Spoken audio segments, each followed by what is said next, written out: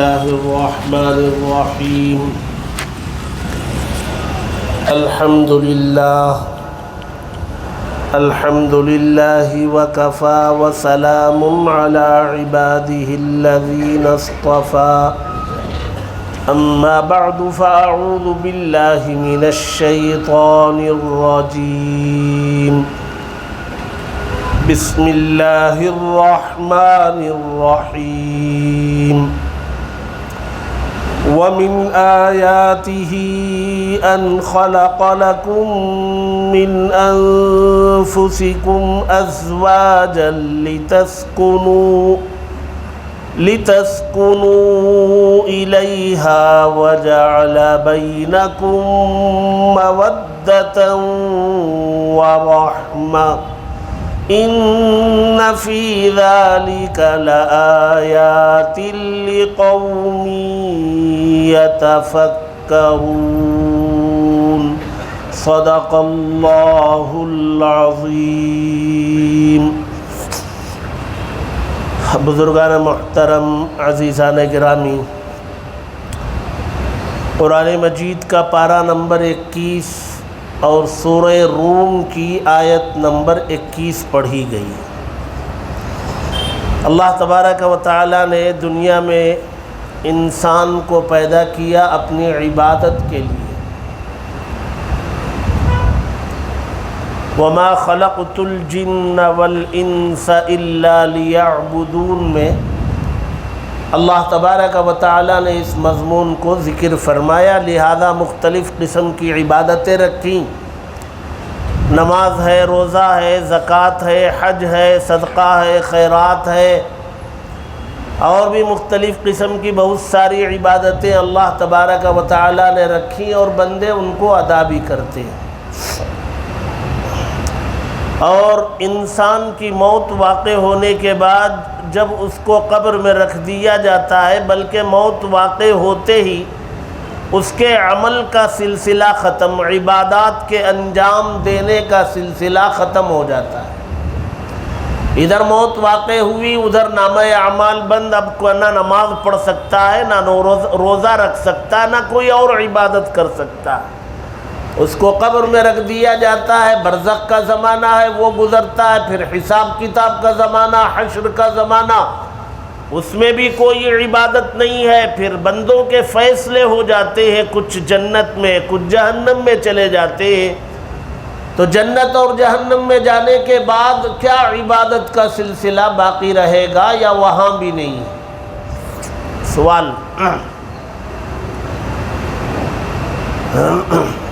ایک عبادت ہے جو جنت میں بھی باقی رہے گی، جس کو بندے انجام دیں گے اور انجام دینے کی اجازت ہوگی اور بہت خوشی سے بندے اس کو انجام دیں گے۔ یہ کون سی عبادت ہوگی؟ بتائیں۔ جنت میں ایک عبادت ہم سب انجام دیں گے انشاءاللہ۔ جائیں گے نا جنت میں؟ سب جنت میں جائیں گے بھی اور وہ عبادت بھی انجام دیں گے، خوب دیں گے۔ وہ کون سی عبادت؟ اچھا، وہ عبادت جنت ہی سے چلی ہے اور جنت میں باقی رہے گی۔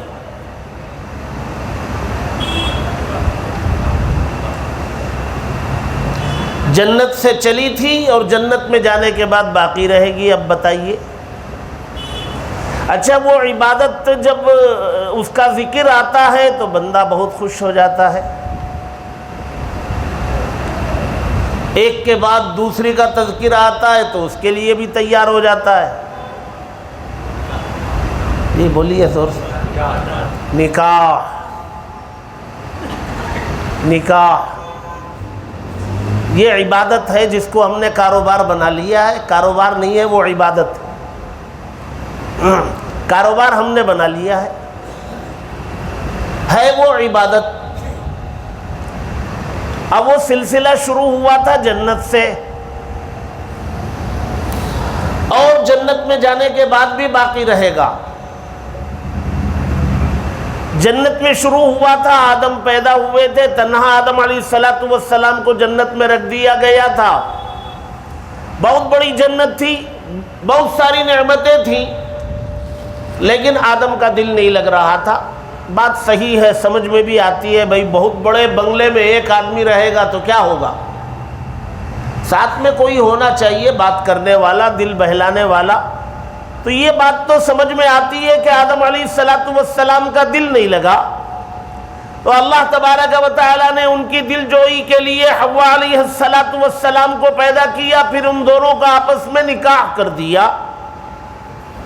یہ تو ٹھیک ہے، لیکن جب حشر کے بعد جو لوگ جنت میں جائیں گے تو جنت میں جانے والوں کی تعداد کروڑوں میں ہوگی، بہت سارے ہوں گے،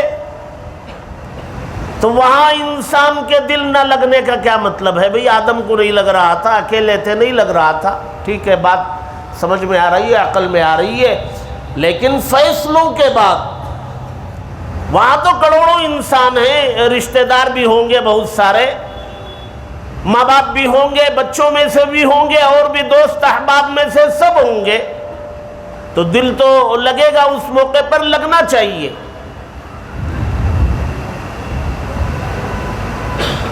وہاں دل لگانے کے لیے حوا کو پیدا کیا، نکاح کر دیا، اور یہاں بہت سارے رشتہ دار، دوست، اعزاء و اقارب سب موجود ہیں، پھر نکاح کو کیوں رکھا؟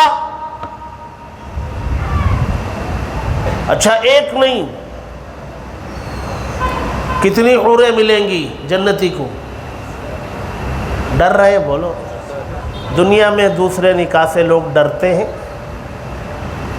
تو وہاں تو نہیں نا، وہ تو اللہ ہی دے رہے ہیں۔ کتنے؟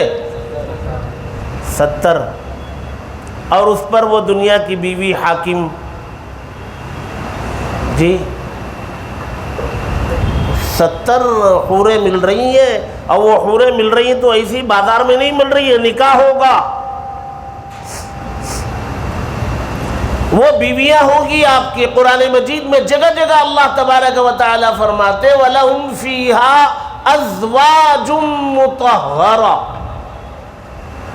ازواج جمع کا صیغہ ہے، تمہارے لیے وہاں بیویاں ہوں گی پاک و صاف۔ دنیا میں ظاہر سی بات ہے انسان کے ساتھ بہت ساری گندگیاں بھی لگی ہوئی، مرد کے ساتھ بھی لگی ہیں، عورت کے ساتھ بھی لگی ہیں۔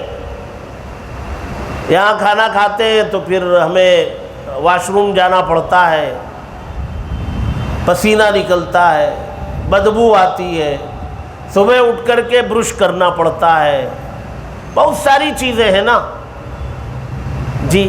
اللہ فرماتے وہاں یہ سب نہیں ہوگا،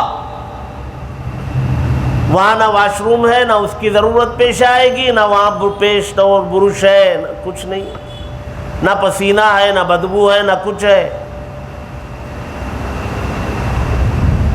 سوال ہمارا یہ ہے کہ وہاں نکاح کو باقی رکھنے کی ضرورت کیا ہے؟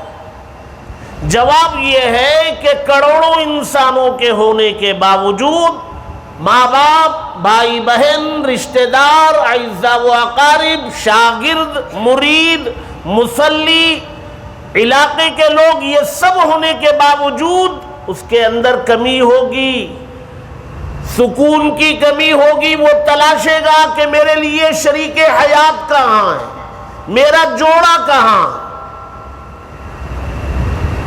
تو اللہ تبارک و تعالیٰ نے نکاح کے سلسلے کو وہاں باقی رکھا۔ معلوم یہ ہوا کہ جنت جیسی جگہ میں بھی انسان کا من نہیں لگے گا جب تک اسے اس کے ساتھ اس کی شریک حیات نہ ہو، بیوی نہ ہو۔ عجیب و غریب اللہ تبارک و تعالیٰ نے یہ صنف پیدا کی۔ ایک تو آدم و حوا سے اولاد کے سلسلے کو جاری کیا، اس اولاد کے سلسلے میں مرد کو بھی رکھا، عورت کو بھی رکھا۔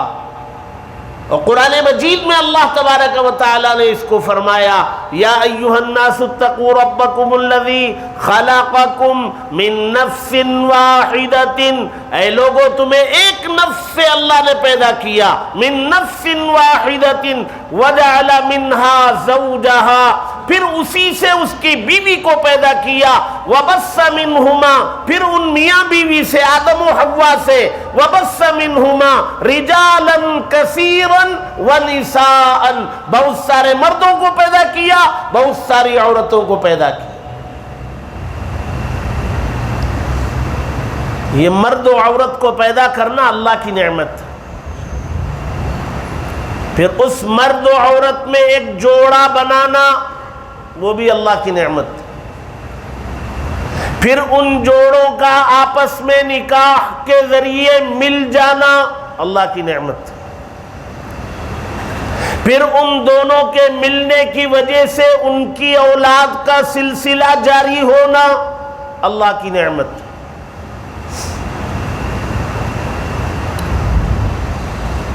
یہ شریک حیات جس کو بیوی کہتے ہیں، یہ اللہ تبارک و تعالیٰ کی ایک بڑی نعمت ہے، اور اس کو پیدا کرنے کا مقصد ہی سکون کا حاصل کرنا۔ ابھی میں قرآن کی آیت پڑھوں گا، اس آیت میں آپ کو بتاؤں گا عورت کو پیدا کیا اور اس عورت کو ایک حیثیت بیوی کی دیا، ایک حیثیت ماں کی ہے، ایک بہن کی ہے، ایک بیٹی کی ہے، ایک بیوی کی ہے۔ بیوی کی حیثیت سے ایک مرد کو اسے دیا بیوی بنا کر کے، یہ اس لیے دیا کہ وہ مرد اس سے سکون حاصل کرے، سکون کا حاصل کرنا مقصد ہے۔ جنت کی نعمتوں میں بھی اسے سکون میسر نہیں آئے گا، اور جنت میں آپ جو چاہیں گے مل جائے گا، آپ ادھر خیال کریں گے ادھر تیار ہے۔ کوئی خواہش جنت میں جنتی کی ایسی نہیں ہوگی جو پوری نہیں کی جائے گی۔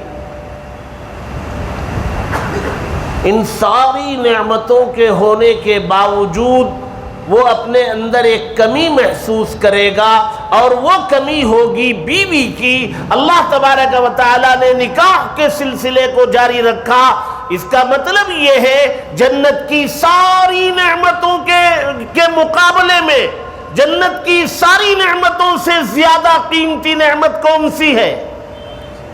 کون سی؟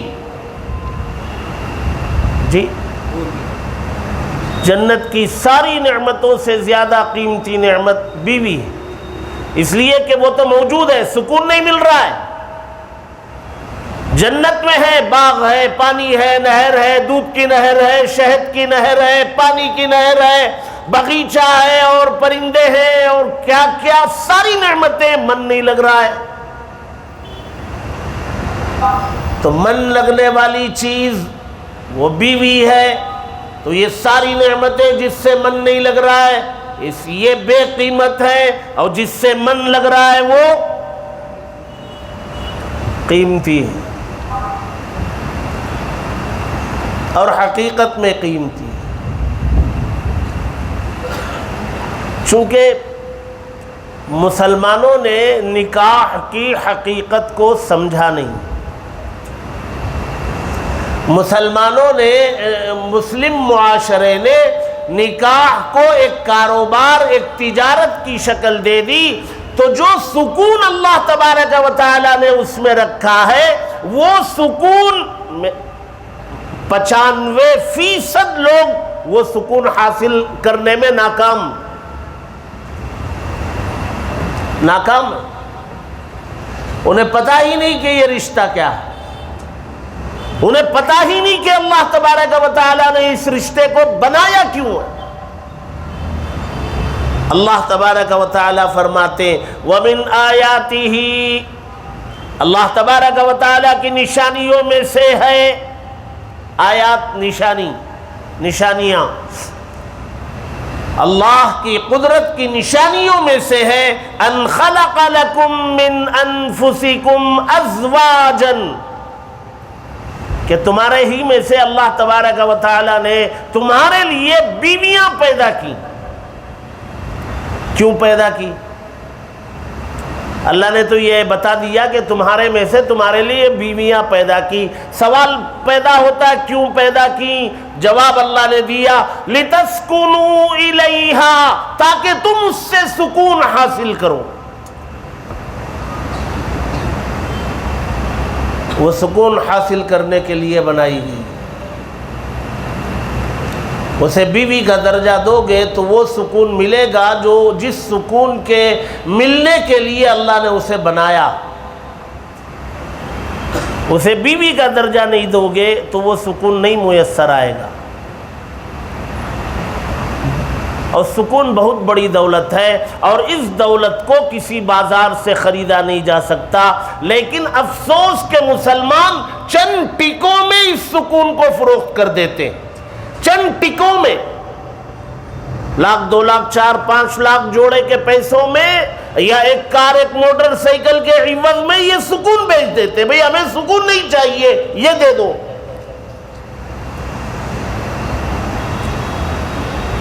اللہ تبارک و تعالیٰ کہتے بھئی تجھے سکون چاہیے یا یہ مال و دولت چاہیے؟ عقل مند ہوتا تو کہتا بھئی مال و دولت مقدر میں ہے تو کما لیں گے، لے لیں گے۔ سکون چاہیے، یہ بازار میں نہیں ملتا، یہ آپ ہی کے یہاں سے ملتا، آپ سکون ہمیں دے دو۔ اللہ کہیں گے اللہ میرے نبی کے بتائے ہوئے طریقے پر نکاح کر لے، تجھے یہ سکون ملے گا، باقی تو کما لے، جو کچھ تو لینا چاہتا ہے لے لے۔ اب لوگ کیا کہتے، ہمارا مزاج کیا ہے، ہمیں جو نظر آتا ہے اس پر یقین آتا ہے، جو نظر نہیں آتا اس پر یقین جلدی نہیں آتا۔ اب یہ سکون بہت بڑی دولت ہے۔ عقل مند کو یہ چاہیے کہ یہ ظاہری چیزوں کو چھوڑے، سکون کو حاصل کرے۔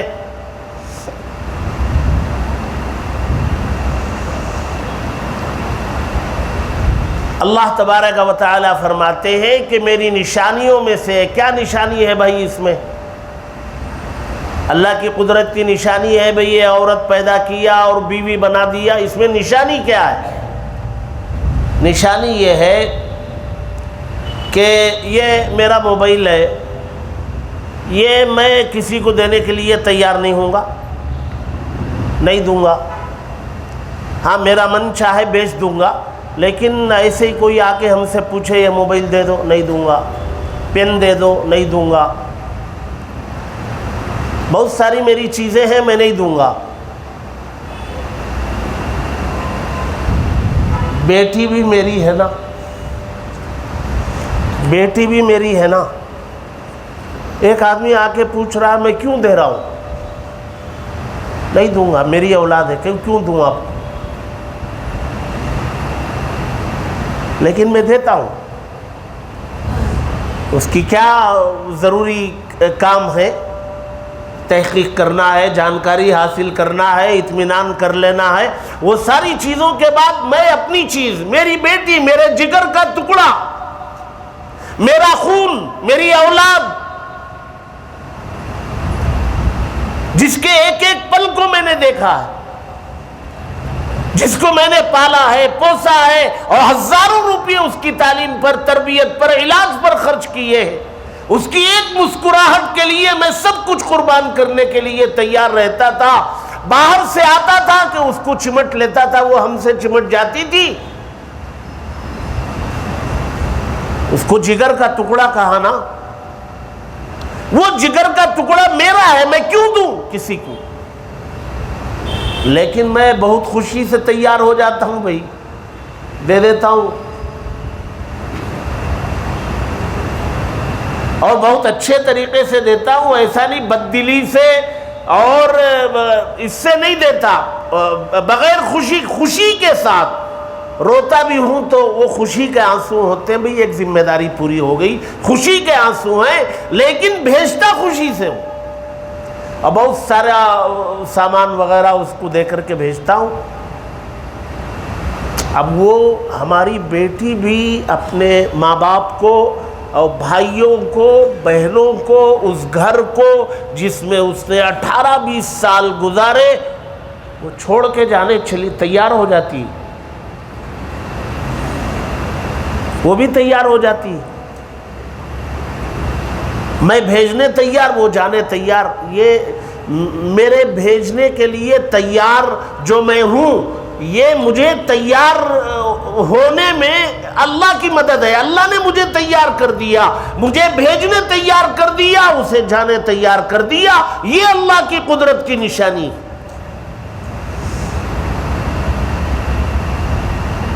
ایک اجنبی گھر، پتہ نہیں اس گھر میں ماحول کیا ہے، کیسے جا کے رہنا ہے، ایک اجنبی کی بیوی بن جانا ہے، اس گھر میں اس کے شوہر کے ماں باپ ہیں تو اس کے لیے اجنبی ہے نا، وہ ان اجنبیوں کے لیے اب اس کو امی پکارنا ہے، اس کو ابو پکارنا ہے۔ آپ کو اندازہ نہیں ہے وہ کن حالات سے گزرتی ہے بچی، اس کو امی پکارنا ہے، اس کو ابو پکارنا ہے، اس کا مزاج کیا ہے، اس کا مزاج کیا ہے، یہ کن چیزوں سے ناراض ہوتے ہیں، وہ دیور کون ہے، وہ گھر کا ماحول کیا ہے، ناشتہ کب بننا ہے، کب کو کرنا ہے، رات کا کھانا کب کو کھانا ہے۔ ہمارے گھر میں عادت تھی، جب بھوک لگتی تھی وہ کچن میں چلی جاتی تھی، جو ہوتا وہ کھا لیتی، نہیں ہوتا بنا کے کھا لیتی، کوئی پوچھنے والا نہیں تھا۔ وہاں نہیں ہے، نیند آتی جب چاہتے سو جاتی۔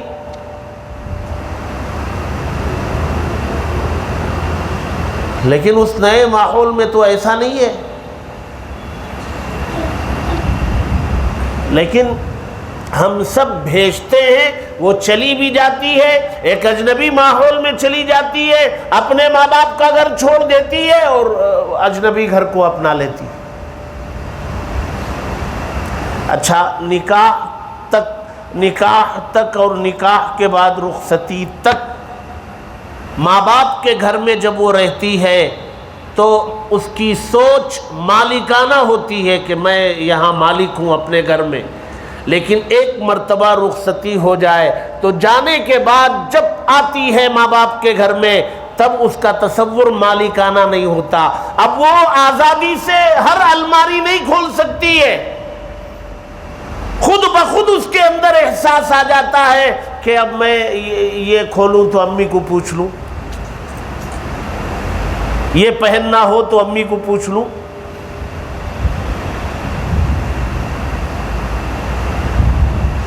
اچھا، وہ جو اگر شوہر نیک ہے، دیندار ہے، نیک ہے، اس کو پتہ ہے کہ بیوی کون ہے، شریک حیات ہے، زندگی کی پارٹنر ہے، اس کے حقوق میرے اوپر ہیں، اگر اس سوچ کا دیندار شوہر ہے تو اس کو بھی احساس ہوتا ہے،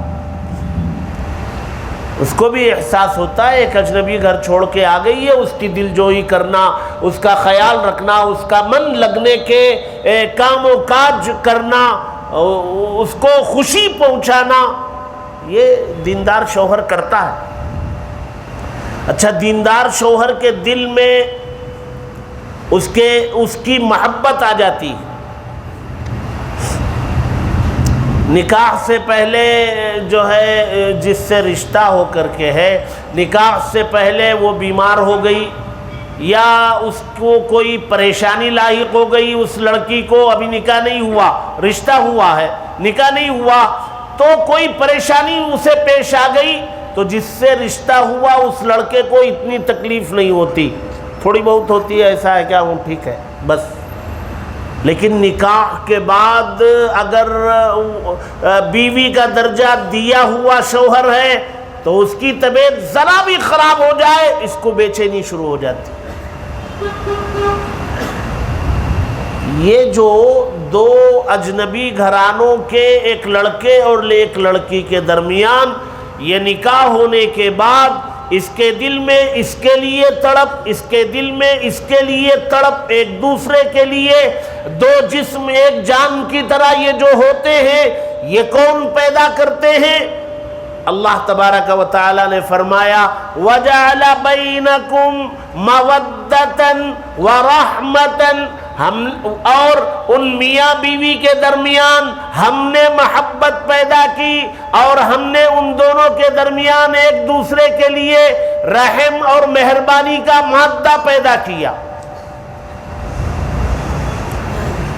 یہ جو ایک دوسرے کے لیے پیار ہے، اللہ فرماتے ہم نے پیدا کیا، یہ میری قدرت کی نشانی ہے۔ وہ پتہ نہیں کس گھرانے خاندان کی ہے، یہ پتہ نہیں کس گھرانے خاندان کا ہے، ان دونوں کا جوڑا میں نے بنایا، میری نشانی، نکاح ہو گیا، میاں بیوی بنا دیا، ایک دوسرے کے لیے پیار میں نے پیدا کیا۔ یہاں دو لفظ استعمال کیے، مودتاً محبت کے معنی میں، اور رحمتاً یہ ہمدردی کے معنی میں۔ یہ دو لفظ کیوں؟ جوانی میں محبت، بڑھاپے میں ایک دوسرے کے لیے ہمدردی۔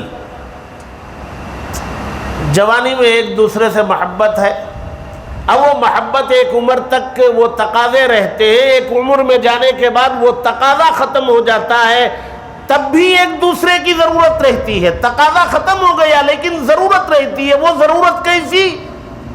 وہ رحمت کی، ہمدردی کی، یہ اس کے لیے ہمدردی، وہ اس کے لیے ہمدردی۔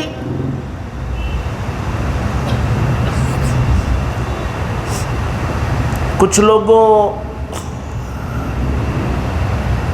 کی کبھی بیویوں کا انتقال ہو جاتا ہے، کبھی شوہروں کا انتقال ہو جاتا ہے۔ عام طور سے شوہروں کا انتقال ہوتا ہے تو بیویاں قربانی دیتی ہیں، بیویاں قربانی دیتی ہیں، دوسرا نکاح کرنے کے لیے بہت جلدی تیار نہیں ہوتی ہیں، حالانکہ اگر نکاح کی عمر ہو تو کرنا ضروری ہے۔ 40 سال تک بھی اگر خاتون ہے تو نکاح کر دینا چاہیے، اور بیوی کے انتقال کے بعد مرد وہ 55-60 کا بھی ہے تو نکاح کرنا چاہتا ہے تو وہ اس کی ضرورت ہے، اس کو نکاح کرنے کا حق ہے، کرے۔ یہ سماج اس کے خلاف ہو جاتا ہے، یہ غلط ہے۔ سماج جو خلاف ہوتا ہے، بیوی کے انتقال کے بعد شوہر اگر نکاح کرنا چاہے تو سماج، معاشرہ، اس کے اپنے بچے، کیوں بھائی خلاف ہو گئے؟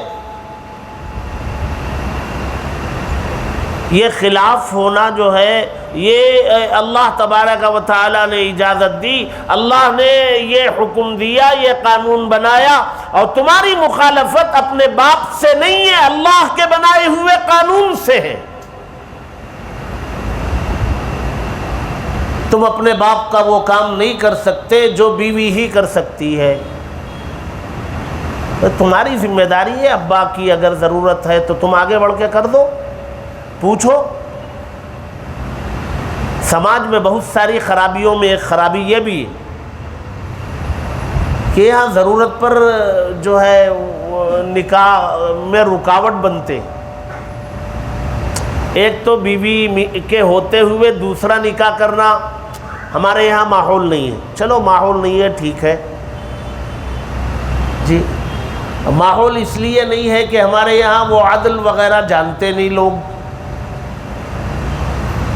تو یہ ماحول نہیں ہے، یہ ٹھیک ہے چلو، حالانکہ یہاں بھی گنجائش ہونی چاہیے۔ لیکن ایک کا انتقال ہو گیا بیوی کا، شوہر چاہتا ہے نکاح، اس کے دل میں ہے، ضرورت ہے اس کو، وہ کرنا چاہتا ہے، سماج کی مخالفت جو ہے یہ غلط ہے، یہ قرآن و حدیث کے خلاف۔ اور اگر شوہر کا انتقال ہو جائے، بیوی اس حال میں ہے، اس پوزیشن پر ہے، اس کنڈیشن میں ہے کہ اس کا نکاح ہو سکتا ہے، تو خاندان والوں کو اس کا نکاح کرنا چاہیے اگر اس کی مرضی ہو تو۔ کیوں؟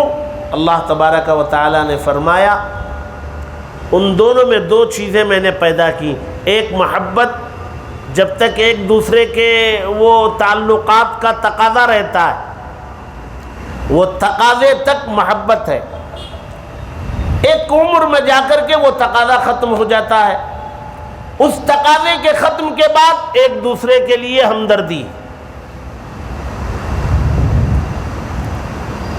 پھر اللہ تبارک و تعالیٰ فرماتے ہیں ان فی ذلک لآیات، یہ جو نکاح کا سلسلہ مرد و عورت کو پیدا کیا، پھر ان دونوں میں جوڑا بنایا، پھر نکاح کروا دیا اور ایک رشتہ میاں بیوی کا قائم کر دیا، ان میں محبت ڈال دی، ان میں ہمدردی ڈال دی، اس میں بہت ساری نشانیاں ہیں۔ ان فی ذالک لآیات، بہت ساری نشانیاں ہیں، کن کے لیے ہے؟ لقوم، اس قوم کے لیے یتفکرون، جو غور و فکر کرنے والی ہے، بیٹھ کے غور و فکر کریں اللہ تبارک و تعالیٰ کی کتنی نشانیاں اس میں ہیں، اور اللہ تبارک و تعالیٰ نے کتنا قیمتی نعمت کی شکل میں یہ رشتہ بنایا، اور اس لیے بنایا کہ مرد حضرات اس سے سکون حاصل کریں۔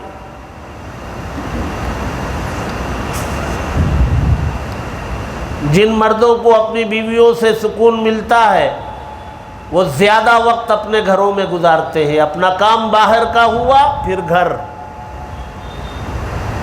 اور جن مردوں کو اپنی بیویوں سے سکون نہیں ملتا وہ بہت کم وقت گھر میں گزارتے، وہ زیادہ تر وقت باہر گزارتے ہیں۔ 12-1 بجے دیکھ لو بیکریوں کی سیڑھیوں پر، دکانوں کی سیڑھیوں پر لوگ بیٹھے رہتے، یہ وہ لوگ ہیں جن کو گھروں میں سکون نہیں ملتا بیویوں سے۔ آدمی سکون کی تلاش میں ہے، اور یہ سکون اس وقت ملے گا جب اس رشتے کو نبی کے بتائے ہوئے طریقے پر قائم کریں گے۔ یہ بہت کڑی شرط ہے، یہاں آ کے آدمی مات کھا جاتا ہے، ہار مان لیتا ہے۔ اور جن لوگوں نے قربانی دے دی نکاح کے موقع پر، کام نبی کے طریقے پر کریں گے، ہمیں کچھ نہیں چاہیے، الٹا ہم مہر کی شکل میں دیں گے، ایسا سکون میسر آتا ہے پھر وہ بتا نہیں سکتے، بیان نہیں کر سکتے آپ۔ اس لیے جتنے نوجوان ہیں جن کے نکاح نہیں ہوئے وہ طے کر لیں اپنے دلوں میں، دنیا کے اندر سکون بہت بڑی دولت ہے، اور اللہ نے بیوی کو سکون کے حاصل کرنے کے لیے پیدا کیا۔ یہ ملے گا اس وقت جب وہ رشتہ قائم کریں گے نبی کے بتائے ہوئے طریقے پر۔ یہ سلسلہ جنت سے چلا تھا، پھر جنت میں باقی رہے گا، وہاں بھی بغیر بیوی کے سکون نہیں ہے۔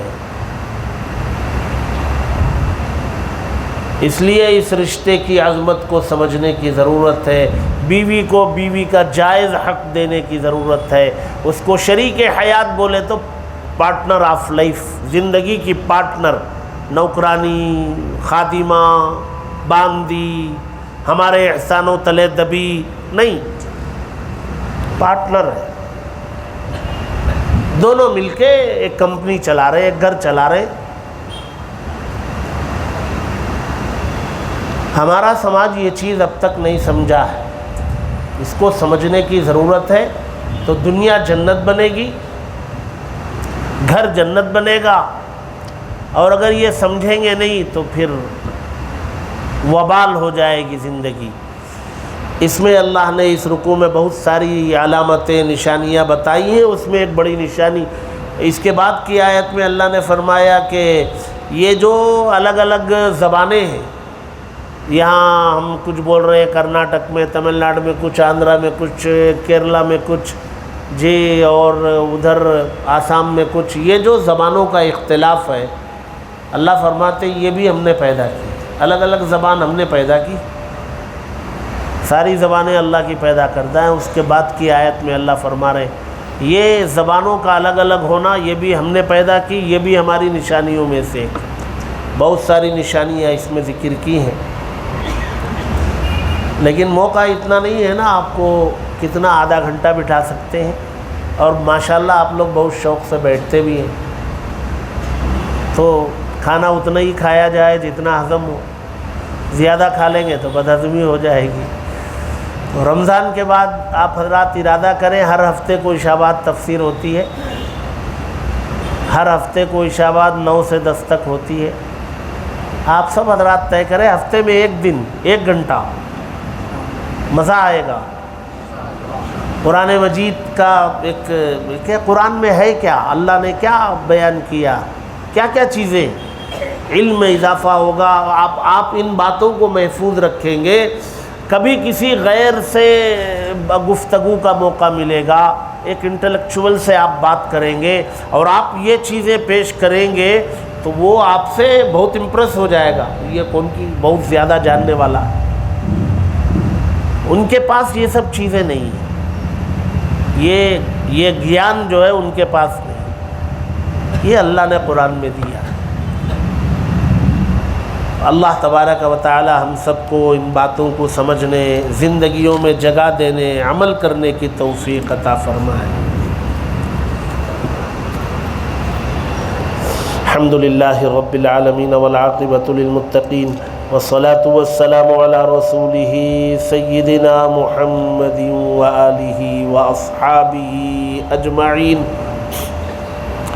اللہم لا مانع لما اعطیت ولا معطی لما منعت ولا راد لما قضیت ولا ينفع ذا الجد منک الجد۔ اے اللہ ہم سب کے گناہوں کو معاف فرما، خطاؤں سے درگزر فرما، تیرے نیک بندوں میں ہمارا شمار فرما، ایمان کامل نصیب فرما، استقامت نصیب فرما، اعمال صالحہ کی توفیق عنایت فرما۔ تیری بے شمار نعمتیں بارش کے قطرات سے زیادہ ہر لمحہ ہر آن ہم پر برس رہی ہے، ان نعمتوں کا استحضار عطا فرما، قدر کی توفیق عطا فرما، شکر کی توفیق عطا فرما، نیک لوگوں کی صحبت عطا فرما، نیک لوگوں کی مجلس میں وقت گزارنا مقدر فرما، دلوں کو پاک و صاف فرما، قرآن کی مجلس کے نور سے دلوں کو منور فرما، زندگیوں میں برکت عطا فرما۔ اے اللہ ان مجالس کو ہماری نجات کا ذریعہ بنا، زندگیوں میں انقلاب لانے کا ذریعہ بنا، گھروں میں دین کو زندہ فرما، بچوں کی اسلامی خطوط پر تربیت کی توفیق عطا فرما، تجارتوں میں برکتیں عطا فرما، رزق میں برکتیں عطا فرما، سکون والی زندگی نصیب فرما، پریشانیوں کا خاتمہ فرما، مصیبتوں کا خاتمہ فرما، رکے ہوئے مسائل حل کر فرما۔ اے اللہ ہر قسم کی مصیبتوں سے ہمیں نجات عطا فرما، ہر قسم کی راحتیں عطا فرما۔ اے اللہ نمازوں کو، روزوں کو، ذکر و اذکار کو، تلاوت کو قبول فرما۔ اے اللہ جو حصہ رمضان کا رہ گیا ہے قدر کے ساتھ گزارنے کی توفیق عطا فرما، صحت میں برکت عطا فرما۔ اے اللہ صحت میں برکت عطا فرما، کمزوری سے حفاظت فرما۔ اے اللہ جو مانگا وہ عطا فرما، جو مانگنے سے رہ گیا اپنی شان کے مطابق عطا فرما۔ ہماری ان دعاؤں کو حضرت محمد مصطفیٰ صلی اللہ علیہ وسلم کے صدقے میں قبول فرما۔ ربنا تقبل منا انک انت السمیع العلیم وتب علینا انک انت التواب الرحیم۔ صلی اللہ تعالی علی خیر خلقہ سیدنا محمد وآلہ واصحابہ اجمعین۔ سبحان ربک رب العزة عما یصفون وسلام علی المرسلین والحمد للہ۔